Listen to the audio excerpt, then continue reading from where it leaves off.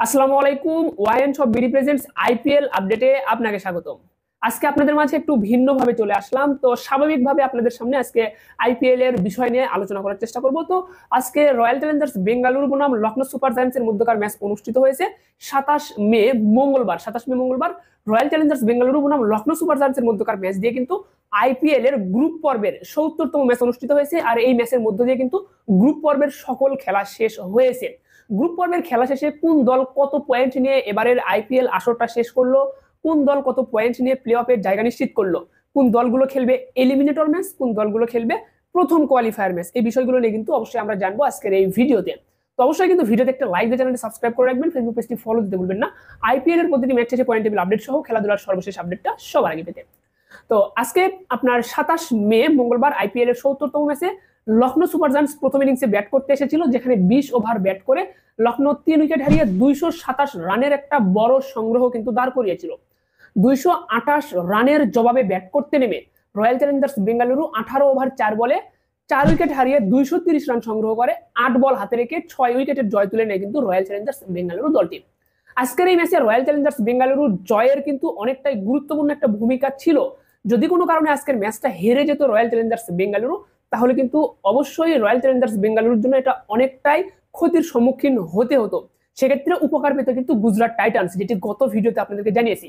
তো royal Challengers Bengaluru নিজে match জিতে কিন্তু তাদের সুযোগ বা সুবিধার জায়গাটা কিন্তু তারা তৈরি করে নিয়েছে।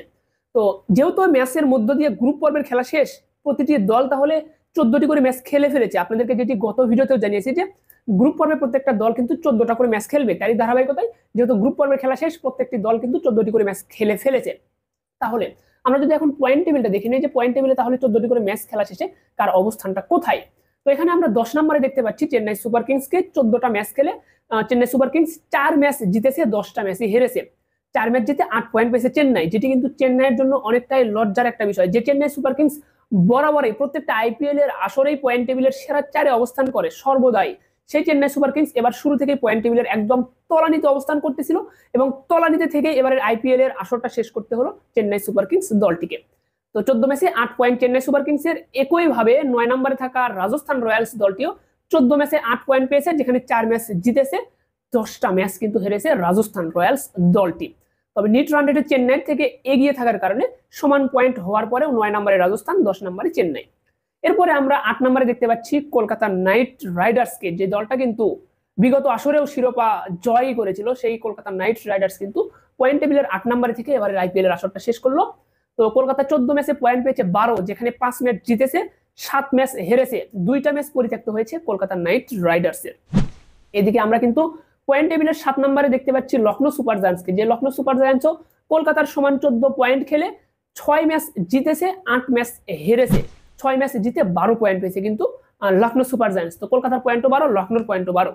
তো লখনৌর কিন্তু কোনো ম্যাচ বৃষ্টিতে পরিত্যক্ত হয়নি, কলকাতার ২টি ম্যাচ পরিত্যক্ত হয়েছিল। এরপর আমরা কিন্তু ৬ নম্বরে দেখতে পাচ্ছি সানরাইজার্স হায়দ্রাবাদকে, যে হায়দ্রাবাদ আইপিএল এ যে বড় রানের রেকর্ডগুলা, সেই রেকর্ডগুলা কিন্তু প্রত্যেকটাই সানরাইজার্স হায়দ্রাবাদের দখলে।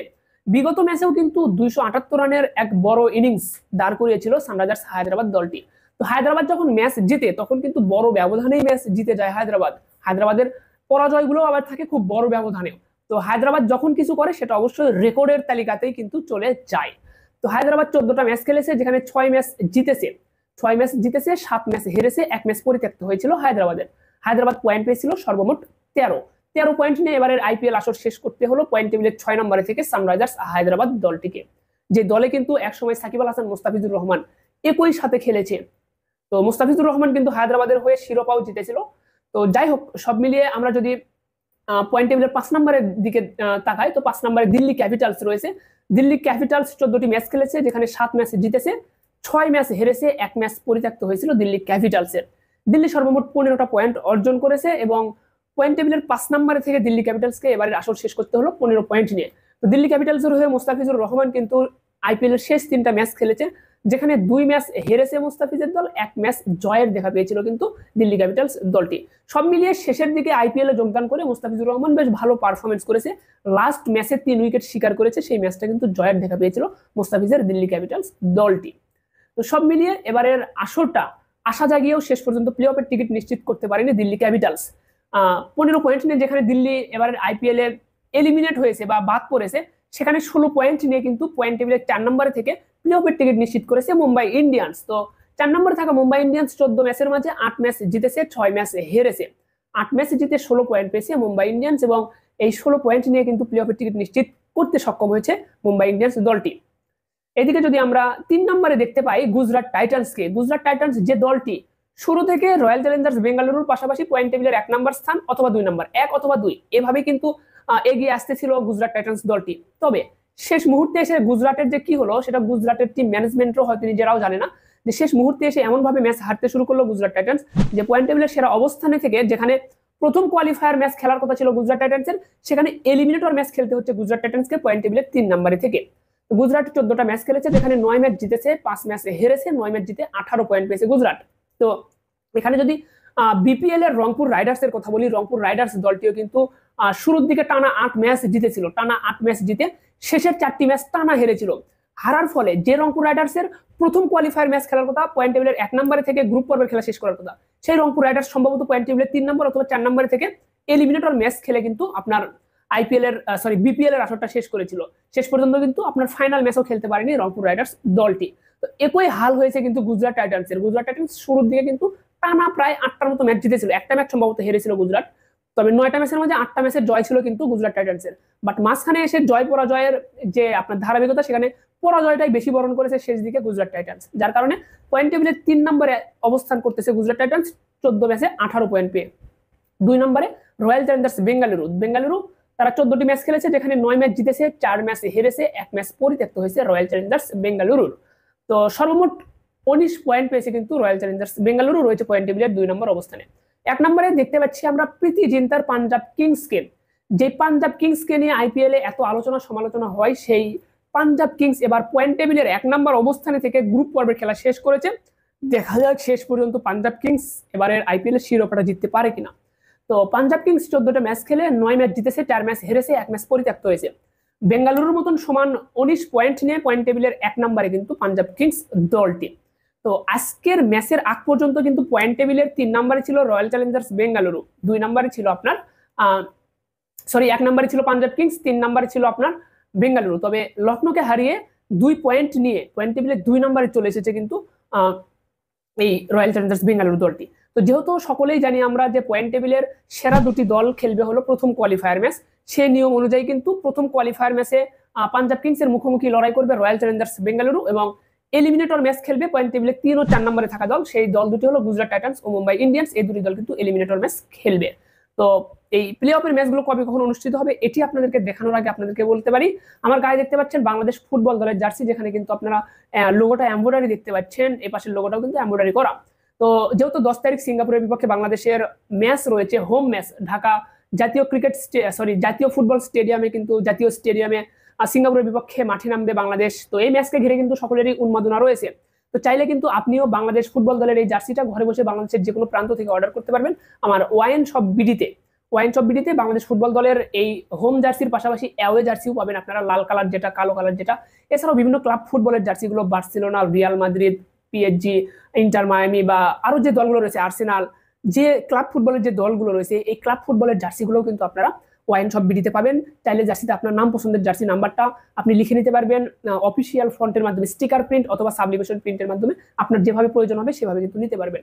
অর্থাৎ জার্সি জগতের যে কোনো সার্ভিসগুলো কিন্তু আপনি ওয়াইন শপ বিডিতে পাবেন।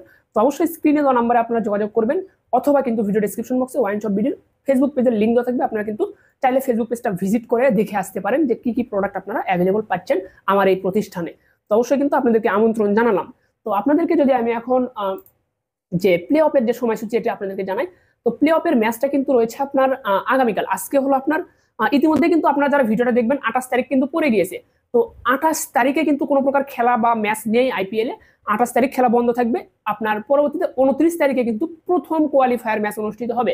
29 তারিখ তাহলে কি বার হচ্ছে? শুক্রবার। আজকে বুধবার 28 তারিখ, 29 তারিখ কিন্তু বৃহস্পতিবার। তো 29 মে বৃহস্পতিবার প্রথম কোয়ালিফায়ার ম্যাচ অনুষ্ঠিত হবে, যেখানে পাঞ্জাব কিংসের বিপক্ষে মাঠে নামবে রয়্যাল চ্যালেঞ্জার্স বেঙ্গালুরু। ম্যাচটা শুরু হবে বাংলাদেশ সময় রাত 8টায়, ভারতীয় সময় সন্ধ্যা 7টা 30 মিনিটে। এরপর দ্বিতীয় কোয়ালিফায়ার নয়, এলিমিনেটর ম্যাচ, যেটা গুজরাট টাইটান্সের বিপক্ষে মাঠে নামবে মুম্বাই ইন্ডিয়ান্স। ম্যাচটা কিন্তু রয়েছে আপনার 30 মে শুক্রবার বাংলাদেশ সময় রাত 8টায় গুজরাট টাইটান্সের বিপক্ষে মাঠে নামবে মুম্বাই ইন্ডিয়ান্স। এরপর দ্বিতীয় কোয়ালিফায়ার ম্যাচ রয়েছে কিন্তু আপনার পহেলা জুন রবিবার, এবং ফাইনাল ম্যাচ রয়েছে 3 জুন মঙ্গলবার। তো এখানে আপনাদেরকে বলি যে প্রথম কোয়ালিফায়ার ম্যাচ যেটা পাঞ্জাব কিংস এবং রয়্যাল চ্যালেঞ্জার্স বেঙ্গালুরুর মাঝে অনুষ্ঠিত হচ্ছে, যেটা এই ম্যাচে যে দলটা জিতবে সে দলটা কিন্তু সরাসরি ফাইনালে চলে যাবে। যেই দলটা হারবে সে দলকে খেলতে হবে দ্বিতীয় কোয়ালিফায়ার ম্যাচ, যেটি রয়েছে 1 জুনে। অপরদিকে আপনার এলিমিনেটর ম্যাচ যেটা গুজরাট টাইটান্স ও মুম্বাই ইন্ডিয়ান্সের মাঝে অনুষ্ঠিত হবে, এই ম্যাচে যে দলটা জিতবে সে দলকে খেলতে হবে দ্বিতীয় কোয়ালিফায়ার ম্যাচ। যে দলটা হারবে সে দলকে নিতে হবে বিদায়, সে দলের কিন্তু আর কোনো সুযোগ থাকছে না। তাহলে এখানে কিন্তু এলিমিনেটর ম্যাচ এবং প্রথম কোয়ালিফায়ার ম্যাচের মাঝে অবশ্যই কিন্তু সুযোগের একটা তারতম্য বা বৈষম্য যেটি বলেন আপনি এখানে কিন্তু রয়েছে। সেমিফাইনাল ম্যাচ যেভাবে আপনার অনুষ্ঠিত হয়, যে সেমিফাইনাল ম্যাচে আপনি জিতলে ফাইনালে যাবেন, হারলে আপনাকে বিদায় নিতে হবে। কিন্তু প্লে অফের ম্যাচগুলো কিন্তু সেই নিয়মে অনুষ্ঠিত হয় না। প্লে অফে কোয়ালিফায়ার ম্যাচ থাকে, প্রথমে কোয়ালিফায়ার ম্যাচ, এরপর এলিমিনেটর ম্যাচ, এরপর আবার দ্বিতীয় কোয়ালিফায়ার ম্যাচ থাকে। কোয়ালিফায়ার ম্যাচে যারা খেলে তারা কিন্তু বাড়তি একটা সুযোগ সুবিধা পায়, যে তারা সেই প্রথম কোয়ালিফায়ার ম্যাচে জিতলে ফাইনালে যেতে পারবে, হারলে আরেকটা ম্যাচ খেলার সুযোগ থাকবে ফাইনালে যাওয়ার জন্য। কিন্তু আপনি যখন এলিমিনেটর ম্যাচ খেলবেন তখন কিন্তু আপনার হাতে এই সুযোগটা থাকবে না। এলিমিনেটর ম্যাচ জিতলে আপনি সরাসরি ফাইনালে যেতে পারতেছেন না, আপনাকে আরো একটা ম্যাচ খেলতে হবে, সেই ম্যাচ জিতলে ফাইনালে যাবেন। যদি কোনো কারণে হারেন তাহলে কিন্তু আপনাকে নিতে হবে বিদায়। তো মূলত যারা এলিমিনেটর ম্যাচ খেলে তাদের জন্য কিন্তু ডু অর ডাই বা সেমিফাইনাল ম্যাচেই পরিণত হয়ে যায় এই বিষয়টা। কিন্তু যারা প্রথম কোয়ালিফায়ার ম্যাচ খেলে তাদের জন্য কিন্তু এটা ডু অর ডাই ম্যাচ নয়, তাদের হাতে কিন্তু আরেকটা সুযোগ থাকে। তো সেই হিসাব অনুযায়ী পাঞ্জাব কিংস ও রয়্যাল চ্যালেঞ্জার্স বেঙ্গালুরু তারা কিন্তু এক্সট্রা একটা সুযোগ পাচ্ছে ফাইনালে খেলার জন্য। কিন্তু মুম্বাই ইন্ডিয়ান্স ও গুজরাট টাইটান্স তাদের হাতে কিন্তু সেই এক্সট্রা সুযোগ থাকতেছে না। মুম্বাই ইন্ডিয়ান্স এবং গুজরাট টাইটান্স দলটিকে যদি আপনার ফাইনালে খেলতে হয় তাহলে অবশ্যই পরবর্তী ম্যাচগুলোতে জিততেই হবে। যদি কোনো কারণে হেরে যায় তাদের আর কোনো সুযোগ থাকবে না ফাইনালে খেলার জন্য। তো আপনারা অবশ্যই কমেন্ট করবেন যে কোন দুটি দল এবারের আইপিএল এর ফাইনাল ম্যাচ খেলতে পারে বলে আপনি মনে করছেন। অবশ্যই কিন্তু কমেন্ট বক্সে জানিয়ে দিতে ভুলবেন না। আপনার মূল্যবান মতামতের অপেক্ষায় থাকবো। অবশ্যই আপনারা কিন্তু কমেন্টে জানিয়ে দিবেন এই বিষয়টি। তো যাই হোক, অনেক কিছু আলোচনা করলাম, যেহেতু আজকের পর থেকে কিন্তু আর পয়েন্ট টেবিলের ভিডিও আপনারা পাবেন না। তো প্রায় আইপিএল এর শুরু থেকে শেষ পর্যন্ত আপনাদেরকে পয়েন্ট টেবিলের আপডেট জানিয়ে দেওয়ার চেষ্টা করেছি। কখনো বা আপডেট দিতে পারিনি ব্যক্তিগত ব্যস্ততার কারণে, আর কখনো আপডেট দিয়েছি, কখনো আপডেট দিতে হয়তো বা কোনো কিছু ভুল হয়েছে, ভুল কিছু উপস্থাপন করে ফেলেছি হয়তো বা। তো এই বিষয়গুলো আমি কিন্তু পরবর্তীতে সংশোধন করে দেওয়ার চেষ্টা করছি। তো অবশ্যই কিন্তু আপনারা ক্ষমা সুন্দর দৃষ্টিতে দেখবেন বিষয়গুলো, এবং আমাদের এই ওয়াইন স্পোর্টস আপডেট চ্যানেলের পাশেই থাকবেন, এবং আমাদেরকে সমর্থন করতে আমাদের ওয়াইন সব বিডি থেকে অবশ্যই আপনারা কিন্তু খেলাধুলার যে কোনো জার্সি কিন্তু ক্রয় করতেই পারেন। তো এক নজরে যদি আপনাদেরকে অরেঞ্জ ক্যাপ ও পার্পল ক্যাপসের তালিকা দেখাই, তো বর্তমানে অরেঞ্জ ক্যাপটা রয়েছে কিন্তু সাই সুদর্শনের দখলে। 14 ম্যাচে 679 রান করেছেন গুজরাট টাইটান্সের এই ব্যাটসম্যান সাই সুদর্শন। 2 নম্বরে থাকা শুভমান গিল 14 ম্যাচে 649 রান করেছেন। তো এখানে কিন্তু শুভমান গিল এবং সাই সুদর্শনের রানের পার্থক্য হলো 30 রান। তো শুভমান গিল এবং সাই সুদর্শন দুজনের হাতে কিন্তু এই অরেঞ্জ ক্যাপটা দখল করার ভালো সুযোগ রয়েছে। সেই সাথে সূর্যকুমার যাদব রয়েছে কিন্তু তিনি 3 নম্বর অবস্থানে। সূর্যকুমার যাদবের সাথে সাই সুদর্শনের রানের পার্থক্য কিন্তু 39 রান। তো যে কোনো মুহূর্তে যে কোনো কিছু হয়ে যেতে পারে। সাই সুদর্শনকে যদি অরেঞ্জ ক্যাপটা দখল করে রাখতে হয় তাহলে কিন্তু অবশ্যই ভালো পারফরমেন্স করতে হবে। এদিকে বিরাট কোহলিও কিন্তু কোনো অংশে পিছিয়ে নেই। বিরাট কোহলি 5 নম্বরে রয়েছে, 13 ম্যাচে তিনি রান করেছেন কিন্তু 602। তো আপনার বিরাট কোহলির একটা ম্যাচ পরিত্যক্ত হওয়ার কারণে কিন্তু বিরাট কোহলি সেই ম্যাচে পারফরমেন্স করতে পারেনি। যদি সেই ম্যাচে পারফরমেন্স করতে পারতো হয়তো ভালো কিছু রেজাল্ট হতো বিরাটের জন্য, তো সেটি হয়নি। এখন যদি আমরা পার্পল ক্যাপসটা দেখি, পার্পল ক্যাপস বর্তমানে নূর আহমেদের দখলে রয়েছে, তবে হয়তো এটি দীর্ঘস্থায়ী হবে না, কারণ 2 নম্বরে থাকা প্রাসিদ কৃষ্ণা গুজরাট টাইটান্সের খেলোয়াড় 23টি উইকেট পেয়েছে 14 ম্যাচে। তো প্রাসিদ কৃষ্ণা কিন্তু আপনার এলিমিনেটর ম্যাচ খেলবে, এলিমিনেটর ম্যাচ যদি জিতে যায় দ্বিতীয় কোয়ালিফায়ার ম্যাচ খেলবে, দ্বিতীয় কোয়ালিফায়ার ম্যাচ জিতলে ফাইনাল ম্যাচ খেলবে। সর্বোপরি 3টা ম্যাচ খেলার সুযোগ রয়েছে আপনার এই গুজরাট টাইটান্সের খেলোয়াড়দের পক্ষে। 3টা ম্যাচ যদি খেলতে নাও পারে অন্তত একটি ম্যাচ তো সুযোগ রয়েছে। তো সেই ম্যাচে আপনার একটা উইকেট পেলেও কিন্তু প্রাসিদ কৃষ্ণা চলে যাবে 1 নম্বর অবস্থানে। এদিকে লড়াইয়ের টিকে থাকার মতো বোলার রয়েছে ট্রেন্ট বোল্ট, তিনি 14 ম্যাচে 19 উইকেট পেয়েছেন।